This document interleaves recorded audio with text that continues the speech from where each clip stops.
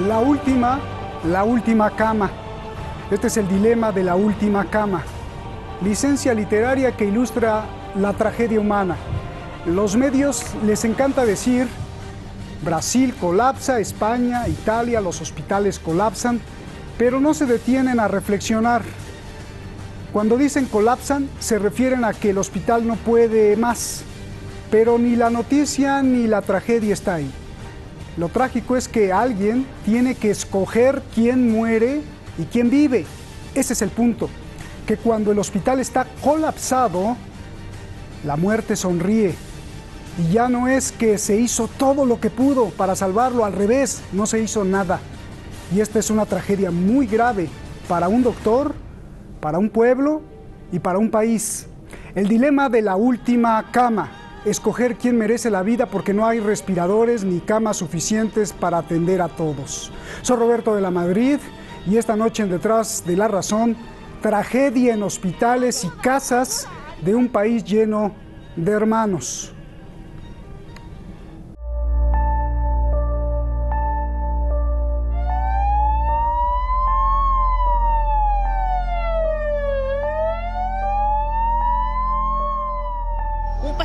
Siendo atendido en el suelo, desmayado, tras horas esperando una atención médica, son algunas de las situaciones que se viven.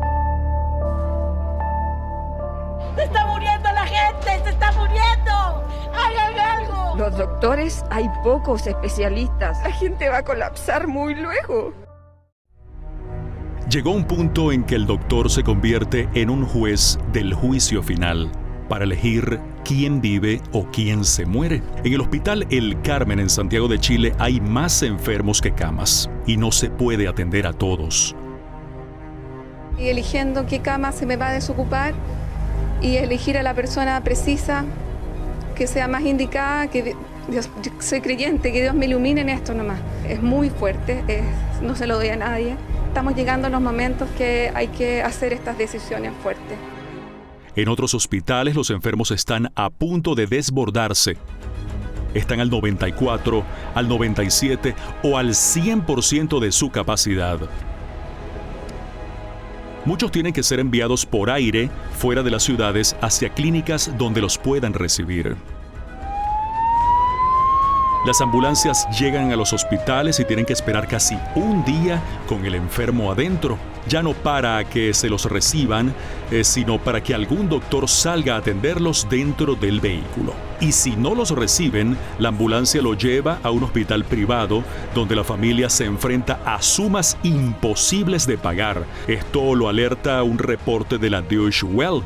Estamos muy cerca del límite porque hemos tenido un incremento muy grande en las necesidades y en las demandas de los enfermos por atención médica y especialmente en materia de camas de tratamiento intensivo y de ventiladores mecánicos.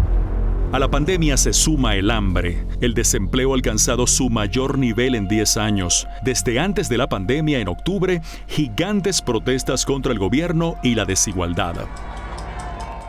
Y ahora la gestión de la pandemia solo ha aumentado el enojo. Incluso con cuarentena, la gente sale a las calles para protestar.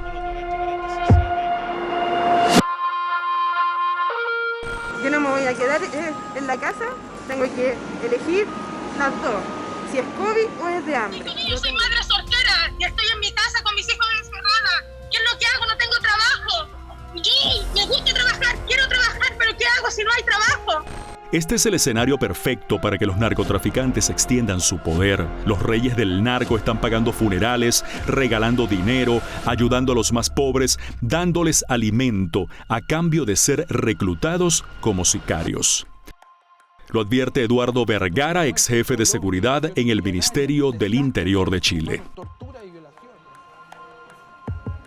¿Qué pasó cuando se pronosticaba que Chile sería el mejor escenario en América Latina y ahora es uno de los peores? Una de las explicaciones del propio Banco Mundial es que en Chile los ricos ganan como en Alemania y los pobres como en Mongolia, ya que la clase política nunca ha sabido atender las carencias del pueblo o ni les importa. Una sola gota, la sombra que deslizaba por mi ventana, muy misteriosa.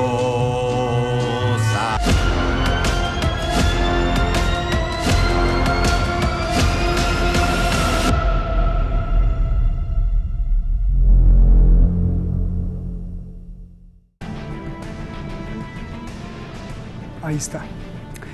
Para mí uno de los más grandes analistas que tenemos, siempre puntual y sobre todo valiente, está en Chile y sabe cómo se mueven las piezas en el mundo y por supuesto en su país. Nicola Hadwa, gracias, buenas noches, analista internacional. Periodista nato, denunciante, contestatario, de crítica firme. Usted lo conoce, Esteban Silva Cuadra, gusto en verte, Esteban. Gracias por estar aquí con nosotros, claro. Analista político, ambos en Chile. Les pido su ayuda a los dos, por favor, tenemos muchas preguntas y muy poquito tiempo. Nicola, comienzo contigo. Doctores que juegan al juez de la vida, decidiendo quién es mejor que viva.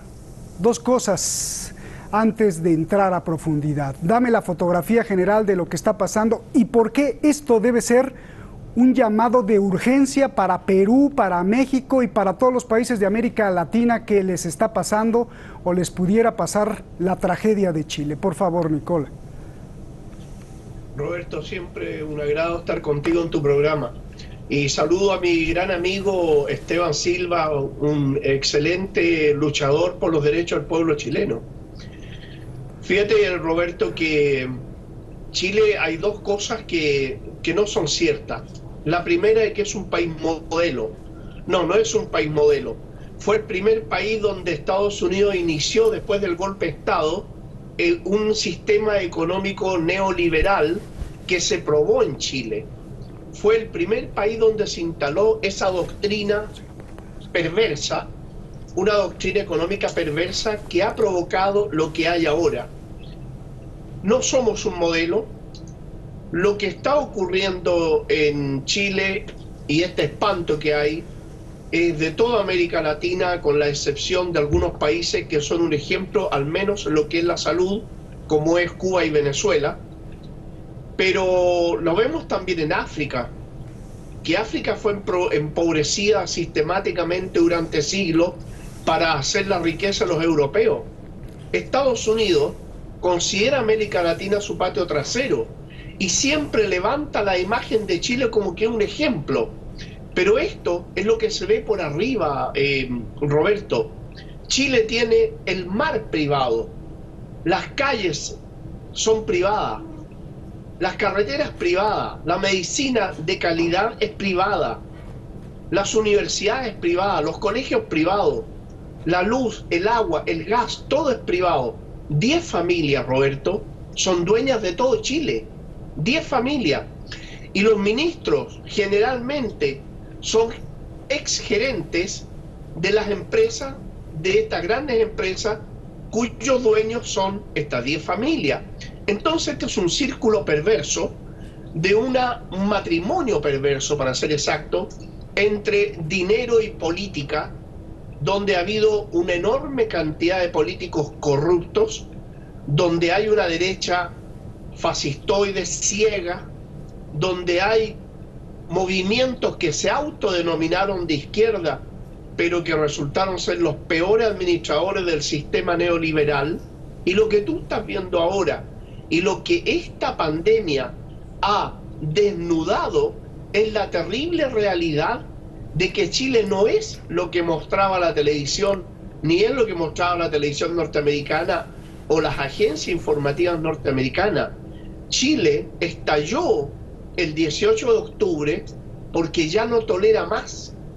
No tolera que un trabajador gane un sueldo que no le permite educar a sus hijos, que el trabajador tiene que elegir a quién educa. Ganan alrededor de $500 y la carrera más económica en una universidad le cuesta $500. O sea, si educa a un hijo no tiene ni siquiera para alimentarse, menos para pagar luz, agua, gas, donde las grandes empresas se coluden para subirle los alimentos artificialmente a la gente y el Estado lo tolera, lo protege, donde se coluden para subirle hasta el papel higiénico, el valor del papel higiénico, Roberto. Si esto es vergonzoso, Las medicinas en Chile, las farmacias tienen una utilidad sobre el 10.000%. Es el país más caro del mundo. Pero, como lo decía la introducción, es el país que gana menos. Acá hay mucho que se esconde, hay mucho que se presenta como que fuera un ejemplo, pero es falso. Chile es un ejemplo de la mentira, de la corrupción, de la coima, del cohecho, del robo. Un día yo veía un programa de televisión y me impresionaba ver cómo se hablaba de Chile como que era un gran ejemplo. Roberto, en Chile se lo han robado todo y queda todo por robar. Bien. Gracias, Nicola. Esteban, a ver, dame esta fotografía general. ¿Por qué no hay camas suficientes, respiradores suficientes en Chile? Y dos, esto debería ser un llamado de urgencia para Perú, para los mexicanos, para todos los países de América Latina que ya les está pasando o les pudiera pasar la tragedia de Chile, como le pregunté a Nicola. Por favor, es muy importante no solo que la experiencia se denuncie, sino también hacerle ver a todos los hermanos latinos que hagan algo, por favor, Esteban. Roberto, es un gusto poder Gracias. estar en este programa y también debo decir que no puedo estar más de acuerdo con lo que ha dicho Nicola Hatwa, a quien le mando un gran abrazo también. Estamos viviendo un momento de desastre y de emergencia humanitaria estructural en el caso de Chile. No voy a repetir lo que señaló Nicola porque lo comparto plenamente, que tiene un marco global de una sociedad profundamente desigual, con un nivel de concentración económica en manos de unos pocos y con un grado de privatización de la sociedad y particularmente de falta de protección social que tiene hoy día un impacto particularmente en esta emergencia sanitaria, en el acceso a la salud como primer marco general. Entonces, primero tenemos un problema en que estamos además en un momento estival. Estamos entrando en el periodo de otoño e invierno, en el caso de Chile, donde siempre tenemos un incremento adicional de las enfermedades broncopulmonares, las SARS, ¿no? Que siempre han tenido en los últimos años cercano al colapso al sistema hospitalario público chileno, es decir, al nivel de la atención como un tema principal. ¿Y producto de qué? Y voy a tu pregunta, Roberto. Primero porque se ha desmantelado progresivamente con políticas neoliberales, ¿no?, la inversión en salud hacia la inversión, particularmente una transferencia de recursos públicos hacia el sector privado de salud. Entonces tenemos un problema que es estructural, pero que además está situado en un momento de esta pandemia de COVID-19, en un momento que además tenemos un aumento exponencial de los casos de enfermedades broncorrespiratorias, en el caso de Chile extremadamente complicado. Y en ese marco podríamos situar dos cuestiones centrales. Primero, un gobierno como el gobierno derechista de Piñera, que no tomó a tiempo medidas de confinamiento social, estamos hablando de marzo, porque insistía en la idea de mantener la economía y particularmente el capital, en la lógica que se le da a Nicola, abierto, funcionando, a riesgo de desproteger la salud de la mayoría del pueblo trabajador chileno, y hoy día estamos pagando las consecuencias. Tenemos más de 90.638 casos de personas contagiadas, a la fecha más de 900 y tantas personas fallecidas, etcétera. Tenemos un sistema colapsado ya, no es que va a colapsar, que tiene menos camas, etcétera. Entonces, lo primero, se tomaron medidas parciales y que no fueron sustantivas, porque el gobierno de Piñera privilegió el controlar la protesta social, el orden público, a través de medidas coercitivas, y no tomó medidas sanitarias como la necesidad de cuarentena que hoy día estamos pagando las consecuencias, en primer lugar. Y en segundo lugar, no se tomó la medida inicial de hacer que todo el sector público fuera el que llevara la administración por sobre el conjunto del sector privado en salud. Estoy hablando de las clínicas. Acá hay ISAPRES, que son administradoras de salud privadas, ¿no?, que tienen además sus clínicas, su infraestructura, y también tenemos los hospitales de las Fuerzas Armadas y de Carabineros, que deberían estar bajo la conducción, pero la prioridad de las autoridades de salud. Pero el problema que tenemos adicional, además, Roberto, es que tenemos una profunda desconfianza por la crisis estructural que ya veníamos teniendo del estallido social del 18 de octubre hasta acá, como bien ha señalado Nicolás, de la mayoría de la población en las propias autoridades sanitarias. Entonces, no se tomaron medidas drásticas de cuarentena social con sus respectivos apoyos económicos sociales, porque, ¿no? Y al mismo tiempo no se ha tomado, y recién se está tomando de manera parcial, una decisión en el sentido que sea el sector público en salud el que administra el conjunto de las prestaciones de salud, incluyendo a las clínicas privadas, ¿no? Para poder disponer de mayor cantidad de camas, y también de los hospitales de las Fuerzas Armadas y de la policía, en este caso de Carabineros. Entonces tenemos un problema también de prioridad y de gestión, ¿no? Y de recursos que necesita el sector público, y los trabajadores y trabajadoras de la salud. Tenemos más de 3.000 personas que vinculadas como trabajadoras de la salud que están contagiados. Bien, por cierto, hablabas de los carabineros, algunos creo, ¿no? Parece que les gusta dispararle a los ojos a la gente en lugar de cuidarlos. A ver, Nicola, déjame te la cambio al revés. ¿Y qué tal si, ya lo plantearon perfectamente, pero ¿y qué tal si no es un error, si es un negocio? Mira, prácticamente todo el mundo está sufriendo por camas de hospital. Yo te pregunto, ¿solo es la corrupción? ¿Es la apatía para los pobres? ¿También puede ser la ignorancia de que algunos no quisieron hacer caso? ¿O es algo muchísimo peor que aquí en Detrás de la Razón siempre alertamos desde el principio? Una especie de directriz o de tendencia mundial de que el gobierno, sin querer, entre comillas, sin querer, deja morir a los que más le estorban: pensionados, ancianos, gente no productiva, lumpen, obreros, todos los que le cuestan al Estado. Y entonces, bueno, pues si se mueren mejor, qué horror, ¿no? Pero no sé, a ver, a mí me gusta preguntar. Roberto, mira, lo que tú has planteado es una acusación que se le hace al grupo Bilderberg, donde los multimillonarios del mundo consideran que la población está sobrepasada en el planeta y que deberían desaparecer 2.000 millones de personas a lo menos. Y dentro de esos 2.000 millones, ellos dicen que debe morir el adulto mayor porque ya es inútil. Es una carga para las sociedades, los estados se tienen que encargar de ello, no son personas productivas, y ese dinero no es destinado a una actividad productiva que impida, por un lado, los levantamientos sociales.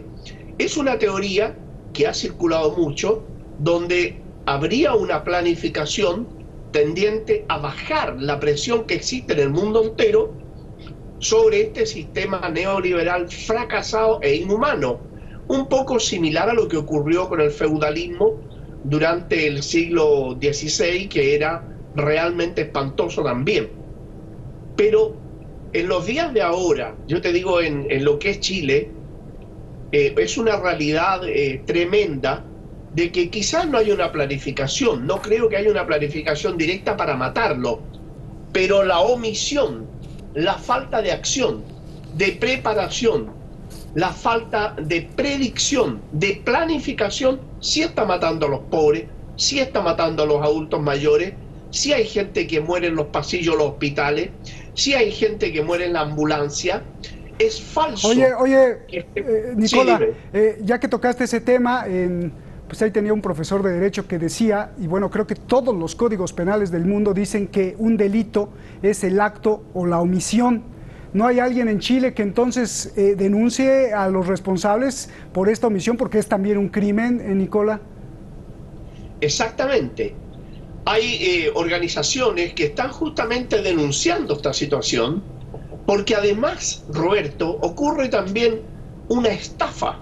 Hay una estafa, un engaño, que sí lo conocen todos los políticos de este país y todas las autoridades que han habido, que es el engaño que se hace sobre el pueblo chileno, que cada vez que recibe su sueldo o su dinero de su jubilación, un 7% de ese dinero es destinado a pagar un seguro de salud. Y ocurre que cuando quiere tener salud, cuando requiere la salud, lo ponen en una lista de espera que pueden pasar 2 o 3 años y el tipo finalmente muere en la lista de espera. En Chile, Roberto, en 5 años murió más gente que en los primeros 5 años de la guerra en Irak. En Chile murieron 115.000 adultos mayores porque no tuvieron atención médica. En ese mismo lapso de tiempo, en la guerra iniciada en Irak en el 2003, habían muerto 83.000 iraquíes. Es decir, no necesitamos portaaviones, no necesitamos misiles Tomahawk, ni submarinos atómicos, ni nada de eso, para matar a los chilenos como se estaba matando aquí. Gracias, Nicola. Ya se nos acabó el tiempo, Esteban. A ver, esta es una pregunta tremenda y de terror. Los narcotraficantes están creando un estado paralelo y si hablamos no de costos sino de solución, en muchos casos los narcos están siendo más eficaces en resolver los problemas del pueblo, dándoles comida, pagando funerales, regalándoles dinero. Esto es gravísimo porque el costo es gigante para el país, un ejército fiel de criminales o a la fuerza, y muchos ven la disyuntiva: o muere tu familia de hambre o te alías con el narco. Háblame de esto, por favor. Bueno, yo creo que el problema es la falta de Estado. En una sociedad de capitalismo salvaje predominante, como es el modelo neoliberal chileno, que se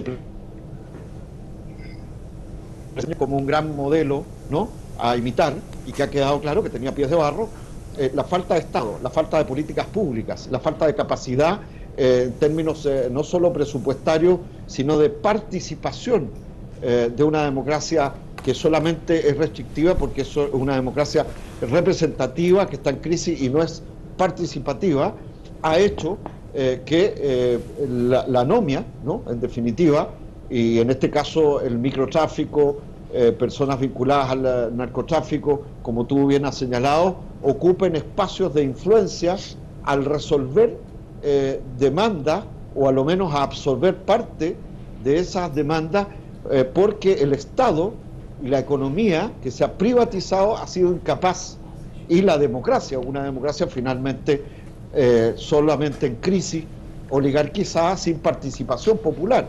Entonces evidentemente estamos ante problemas que son más de fondo y que en crisis como esta, la crisis sanitaria que vive Chile, pero la pandemia que es mundial, aparece con toda su desnudez, ¿no?, las carencias a nivel económico en la base social, ¿no?, la anomia, en definitiva. Entonces creo que en este plano tú tienes razón, hay espacios que se ocupan por la privatización de la vida, de la economía y de la institucionalidad, particularmente que golpea a los trabajadores y a los más pobres. Muchísimas en ese plano, ese ámbito. Muchísimas gracias, les agradezco mucho. Da para 2 horas, pero bueno, pues el tiempo es cortito. Gracias, Nicola, un abrazo grandote, y también para ti, Esteban. Cuídense mucho de este coronavirus. Gracias. Mire, es muy lamentable cuando un periodista salta al campo de la política y comienza a juzgar en lugar de reportar o reportear. Un periodista es un reportero, con mucha humildad, un reportero y punto. Quien no entienda eso, entonces se convierte en fan, en seguidor o en lo que sea, menos en periodista. Un periodista debería de ser responsable y leal. Yo sé que es muy difícil, pues siempre el canal de televisión pues está sujeto a intereses comerciales, políticos o estatales, pero aún así el periodista no puede ser jamás el personaje, el centro de la noticia, el centro del juicio. El juez no puede ser el que reparte insultos y críticas, el que reparte calificativos. No, el periodista es quien reporta, quien muestra los hechos o quien pregunta, nada más. Pero el ser humano, en su afán por ser famoso y sentirse más que los demás, cae en ese grave error. Desde periodistas de ultraderecha hasta los de izquierda.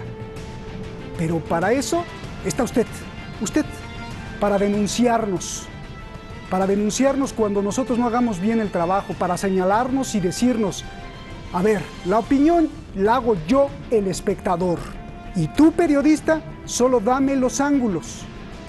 Denúncienos, por favor. Buenas noches.